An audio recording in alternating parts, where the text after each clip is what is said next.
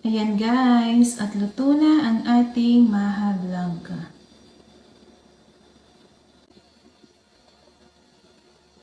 Hi guys, luto muna tayo ng maha blanca at eto nga pala ang mga ingredients. Ayan, so bali ang unang gagawin ay pakuluin lang natin ang gata. Halu-haluin lang natin yan hanggang sa kumulo.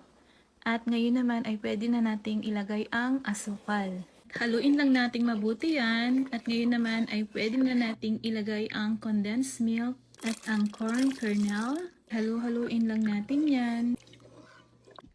At ngayon naman ay ilagay natin ang cornstarch sa bowl, pati na rin ang fresh milk. At halu-haluin lang natin yan hanggang sa matunaw yung cornstarch. Ayan, at ihalo lang natin yan. At halu-haluin natin hanggang sa maging smooth yung cornstarch. And now, it's ready!